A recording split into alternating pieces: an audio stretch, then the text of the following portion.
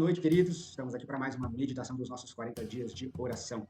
Eu gostaria de começar aqui, falando o nome da nossa meditação de hoje, que é a promessa de um rei.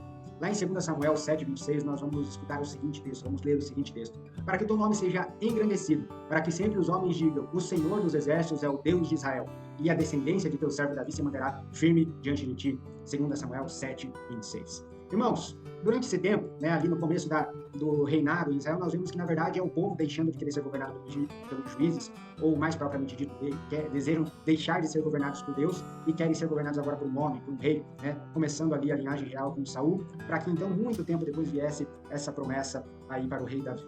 E por toda a história nós vemos isso acontecendo, irmãos. O homem, ele evita o governo de Deus sobre as suas vidas. Seus valores se afastam dos valores de Deus, os seus caminhos se distanciam de Deus, o seu coração esfria. E a nossa história de hoje é sobre um casal de missionários, Don Richardson e a sua esposa Carol.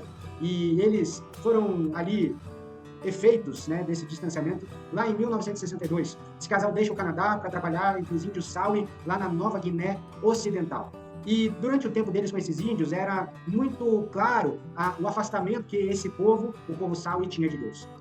Ali ele fala sobre nós nessa história que esse povo Saui, eles eram distribuídos em várias aldeias e era muito difícil evangelizar esse povo porque ele era um povo com uma moral muito diferente daquilo que nós conhecemos, muito difícil. Era um povo canibal, um povo rixoso que vivia em guerras, eles caçavam cabeças dos povos vizinhos e era um povo que se orgulhava da traição.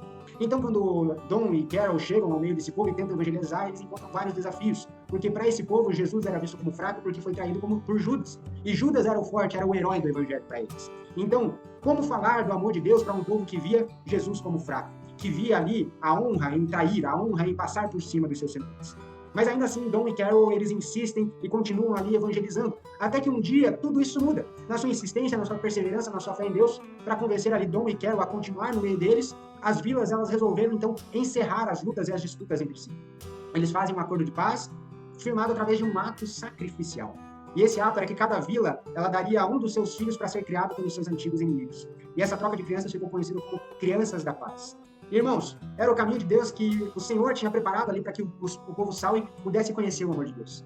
E a semelhança do que esse povo fez, nós vemos o próprio Deus fazendo através do seu Filho Jesus como meio de firmar a paz entre Deus e os homens.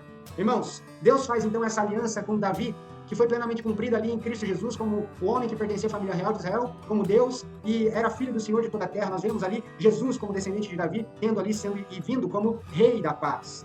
Ele é o cabeça de um reino eterno, firmado em justiça, juízo abundante em amor e graça.